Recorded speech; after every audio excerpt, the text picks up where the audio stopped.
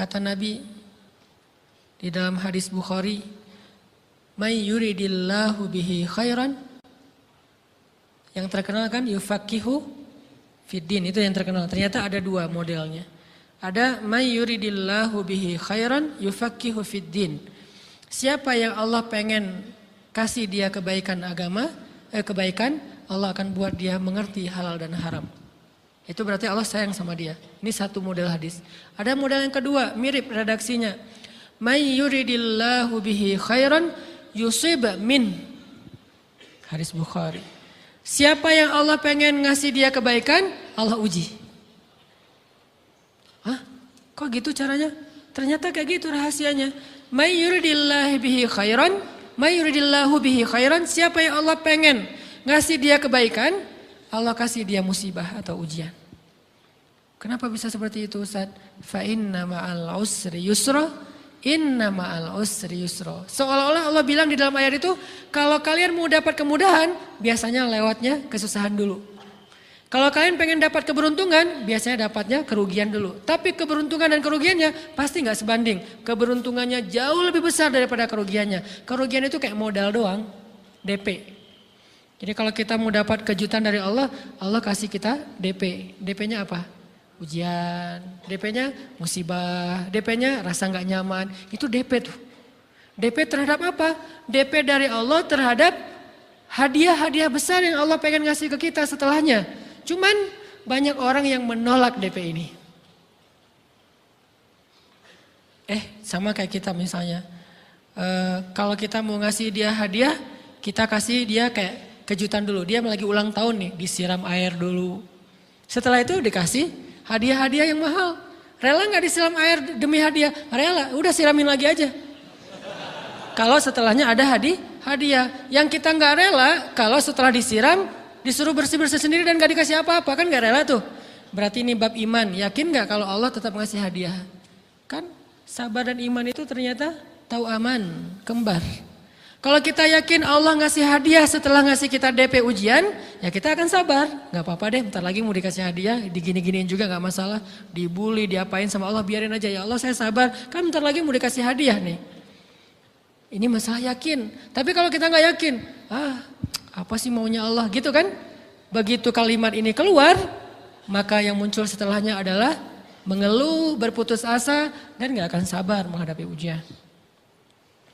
Ujian, kata Nabi, may yuridillahu bihi khairan. Siapa yang Allah pengen kasih hadiah, siapa yang Allah pengen kasih kejutan, siapa yang Allah pengen kasih pertolongan, siapa yang Allah pengen kasih kebaikan, yusib min. Allah akan uji dia dulu. Ini sunnatullah. Sehingga kalau kita lagi diuji, yang kita lihat jangan ujiannya, apa setelah itu. Gimana ngelihatnya Ustaz gak kelihatan? Dengan mata hati. Istafti qalbak, tanya kepada hatimu, kelihatan enggak? Dengan mata hati. Gimana ngelihat dengan mata hati? Dengan iman, saya percaya Allah pasti ngasih kebaikan setelah ini. Orang Allah sendiri yang ngomong, enggak ada satu huruf pun di Al-Quran yang salah. Apalagi satu ayat, apalagi dua ayat. Fa inna ma'al usri yusra, ditegesin lagi. Inna ma'al usri yusra. Tapi usr dulu, baru yusr. Dikasih kesusahan sedikit, dikasih kemudahan yang banyak. Dikasih kesusahan sedikit, dikasih kemudahan yang banyak. Ini yang kita coba bangun tajdidul iman. Bangun memperbaharui yakin. Sehingga ketika kita diuji, sedih, wajar. Mengaduh sedikit bukan mengeluh ya. Kalau mengeluh kan nyalahin Allah. Kalau ngaduh, yang namanya orang dicubit kan, itu ngaduh. Tapi kalau, apa sih maunya Allah? Nah itu ngeluh. Antara mengadu dengan mengeluh berbeda. Mengadu itu manusiawi. Sedih itu manusiawi. Air mata bahkan bukan hanya manusiawi, itu rahmat dari Allah. Orang yang gak bisa menangis itu yang bahaya. Kalau kita masih bisa menangis, berarti kita masih peka hatinya. Bukankah anak kecil paling sering menangis? Berarti hatinya peka. Siapa lagi selain anak kecil yang paling sering menangis? Cewek. Cowok itu emang gak punya perasaan, makanya jarang nangis. Cewek dikit-dikit nangis, jangan bilang, cemen banget sih nangis apa, cengeng apa. Enggak, karena dia perasaannya lebih peka dari kita. Itulah kenapa Allah menitipkan bayi kepada perempuan. Kalau dititipin ke laki-laki hancur.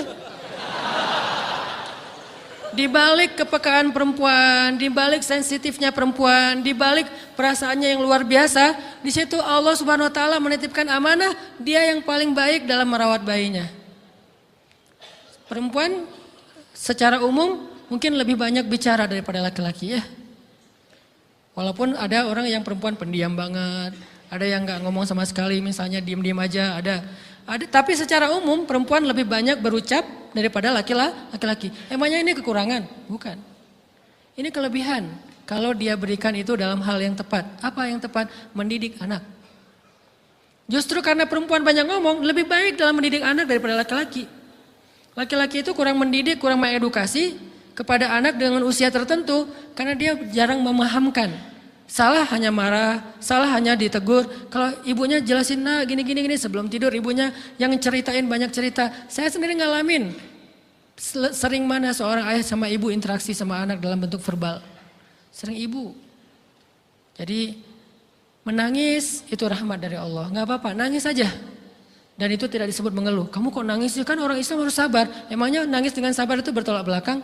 Sabar tetap sabar. Ya nangis jalan aja terus nangis. Nangis apa pakai nangisnya nggak cuma nangis doang, emotikonnya juga nangis, berderai-derai gitu. Sampai air matanya menggenang gitu kan ya. Boleh lah. Ditambah lagi dengan visual menangisnya posting bahwa dia lagi tertusuk duri dengan postingan kaktus atau apalah. Dia pengen share ke semua orang bahwa saya sedang sedih. Sehingga nanti ketika ada orang yang menghibur dia dengan sedikit kata-kata yang sabar ya segala macam, wah makin berderai-derai. Itu belum jadi, kecuali dia keluarkan kata-kata mengeluh, baru dia disebut orang yang banyak mengeluh, berputus asa. Kalau mengaduh, wajar. Walaupun ada nabi udah diuji berat gak mau mengaduh, apalagi ngeluh. Zakaria, digergaji, mengaduh aja enggak. Kenapa? Karena kata malaikat kalau kamu mengaduh sedikit aja, maka Allah Subhanahu wa taala akan menghancurkan kaum ini. Dia kasihan kepada kaumnya, gak mau mengaduh. Satu-satunya orang yang kita tidak boleh mengaduh hanya orang tua. Atau itu mengeluh kalau untuk orang tua. Kalau yang lain nggak disebut mengeluh. Kalau ke teman, malas nggak apa-apa. Jangan sering-sering tapi. Apaan sih? Ke teman boleh. Tapi ke orang tua, saja itu bukan lagi mengaduh, itu sudah mengeluh. Khusus untuk orang tua. Kalau di antara manusia. Kalau kepada Allah dan Rasul, pastinya lebih dari itu. Ketika kita diam saja, tidak langsung beranjak, sami'na wa ata'na labbaik ya rabbi wa sa'daik, gak memenuhi panggilan Allah, itu sudah disebut bagian dari kufur ingkar. Tapi minimal kita mungkin masih mengaduh, kita masih menangis, kita masih lelah, kita masih merasa lemah, setidaknya kita tidak mengeluh. Kenapa? Kita percaya Allah kalau mau ngasih hadiah kepada hambanya, DP-nya itu ujian. Dan yakinlah hadiahnya minimal 10 kali lipat lebih baik daripada ujian itu. Minimal, karena gak ada amal soleh yang dibalas di bawah 10 kali lipat tuh gak ada.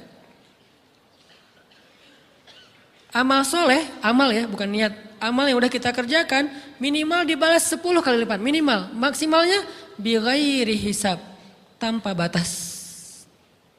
Bighairi hisab, tanpa batas. Ada yang 700 kali lipat kayak sedekah. Tapi tetap aja ayat sedekah di akhirnya ujung-ujungnya apa? Bighairi hisab juga kan?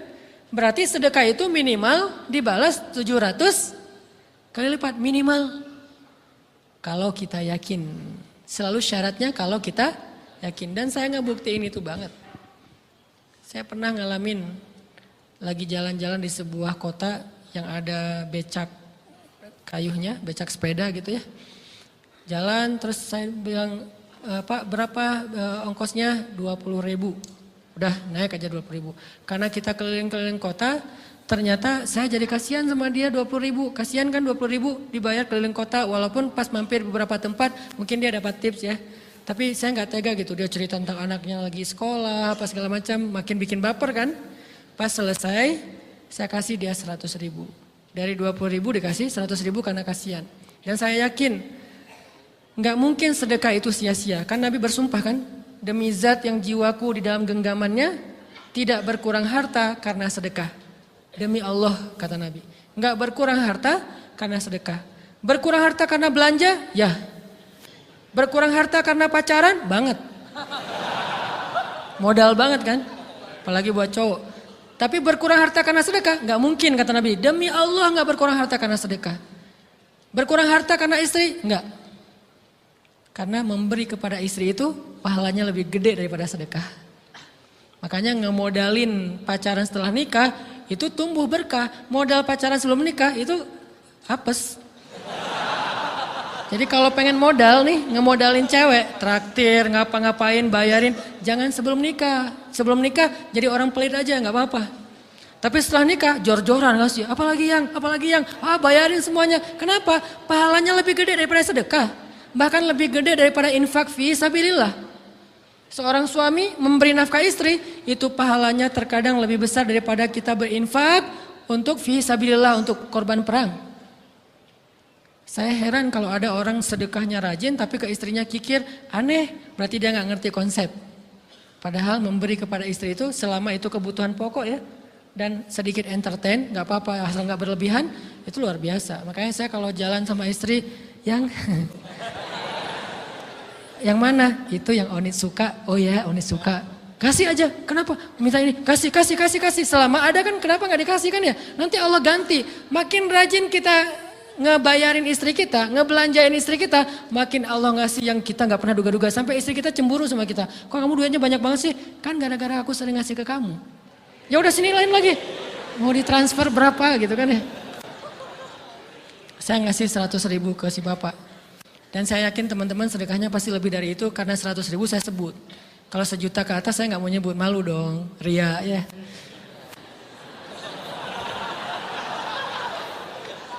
Sebenarnya nggak pernah sih. 100.000 deh, karena kan kecil, saya kasih 100.000. Ternyata begitu saya kasih 100.000, dia doa. Nah ini nih, pentingnya sedekah ke orang yang membutuhkan tapi nggak minta-minta, dia tulus. Dia langsung doa, ya Allah Pak mudah-mudahan rezekinya lancar, berkah, bertambah dan segala macam, bahagia keluarganya. Doa-doa ini semuanya dikabulkan dalam hitungan hari. Pertama, bertambah bahagia rumah tangganya, dapat kecupan dari istri. Dia nganggap suami saya cowok banget sih.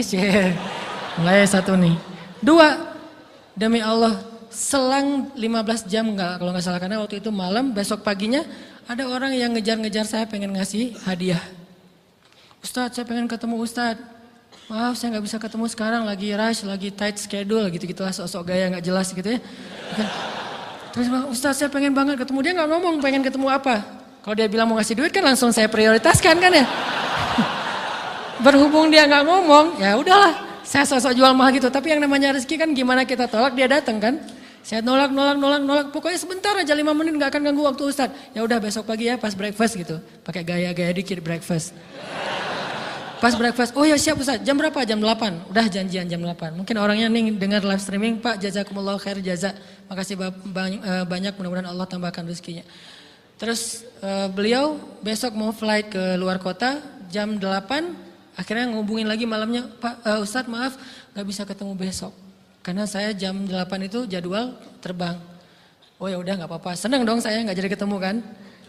Tahu gitu kan nyesel saya tuh, seneng. Besok pagi jam 6, Pak Ustadz alhamdulillah ternyata penerbangan saya di delay ke jam 11. Allah delay penerbangannya demi ngasih rezeki buat saya. Kan luar biasa kan? Ini hikmah kepedean saya, kegeeran kepada Allah gitu. Di delay demi saya. Kan kadang-kadang GR ya depan Allah ya. Rabbi akraman kan gitu ayatnya. Allah memuliakan saya dengan istighfar tetap. Akhirnya saya bisa ketemu Ustaz. Saya nggak baca WA-nya. Terlambat baca, baru baca jam 8. Dia udah mulai agak putus asa. Kayaknya udah gak mungkin ketemu nih. Jam 8 pas saya baca, ternyata orangnya nggak di delay. Ya udah saya balas, ya udah sekarang saya tunggu ya jam 9, maaf cuma sebentar. Nggak apa-apa Ustaz 5 menit. Datang dia. Datang ngasih apa coba? Ngasih duit 200 juta. Demi Allah. Cuman berselang beberapa jam, saya tolak-tolak. Tahu gitu Pak, datang malam ini aja.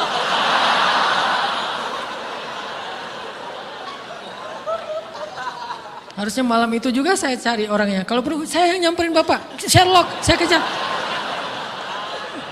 Manusia gitu banget ya. Tapi Masya Allah di situ saya jadi tahu, oh doa orang itu lebih akurat, lebih mantap, lebih diijabah daripada doa saya. Mungkin bukan karena sedekah, tapi karena Doa setelah sedekah, ya Allah dan segala macam dimudahkan sama Allah. Itu luar biasa loh. Saya nggak percaya, saya pikir main-main, orang ini iseng kayaknya pengen ketemu doang, pengen selfie. Ternyata pas saya cek, ditransfer, di capture, Ustadz udah ditransfer. Saya, jangan-jangan nih jebakan Batman gitu ya. Nyari-nyari sana segala macam, alhamdulillah ternyata emang niat baiknya pengen, alhamdulillah saya terkesan, saya dapat hidayah lewat Ustadz segala macam. Sekarang saya pengen membalas jasa Ustadz walaupun kecil 200 juta. Untung saya nggak kaget dan kemudian pingsan. Pak 200 juta stroke kan ya bahaya, lebih mahal dari 200 juta. Ini keajaiban ya teman-teman. Jadi kita tuh, saya kan sering bilang keajaiban itu terjadi tergantung tingkat iman. Bukan saya udah soleh banget enggak. Saya belajar terus untuk yakin deh sama Allah. Modal kita tuh kan gini sebetulnya kan. Duit kita tuh banyak loh teman-teman. Cuman gak disimpan di bank, gak disimpan di saku. Disimpannya di sisi Allah. Bedanya apa sih? Kenapa kita kalau disimpan di bank tenang? Saya lagi punya duit banyak dari 100 juta. Di mana? Di bank. Aman. Kenapa kalau disimpan di saku? Aman. Tenang. Kenapa kalau disimpan Allah gak tenang? Kenapa kalau disimpan di Allah kita bilang gak punya duit? Ini kan gak fair sama Allah. Gak punya duit nih. Siapa bilang gak punya duit? Kan ada Allah. Tinggal minta sama Allah. Tapi gak ada wujudnya. Tapi kan ada janjinya. Bukankah janji Allah lebih kuat daripada wujud? Bukankah iman harusnya lebih mantap daripada sesuatu yang konkret yang kita lihat? Ada duitnya di sisi Allah. Kenapa gak dikasih? Karena kita belum butuh. Kalau kita yakin duit kita itu ada di Allah. Tapi dikasihnya pas kita butuh. Begitu butuh ya Allah langsung dikasih sama Allah. Itu banget benar-benar terjadi dalam kehidupan kita. Pasti kayak gitu. Tingkat tergantung kita yakin apa enggak. Nih, kalau Allah bilang, "May yuridillahu bihi khairan", Allah kalau pengen ngasih hadiah kepada seorang hamba, Allah kalau pengen ngasih kejutan kepada seorang hamba, yusib. Allah kasih dia ujian sedikit aja.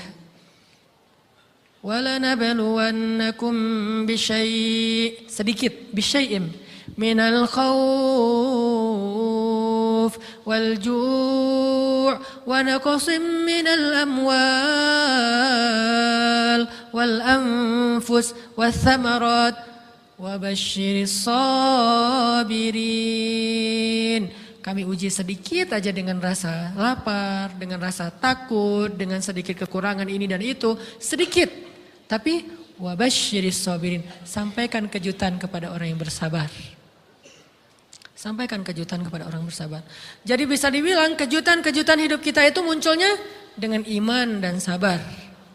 Dengan iman dan sabar. Iman artinya yakin, husnuzon sama Allah. Ana inda dhanni abdi bi. Aku tergantung prasangka hambaku kepadaku. Sabar, wasta'inu bis sabri was shalah. Minta pertolongan Allah, caranya dengan sabar, kemudian dengan sholat. Pasti Allah tolong.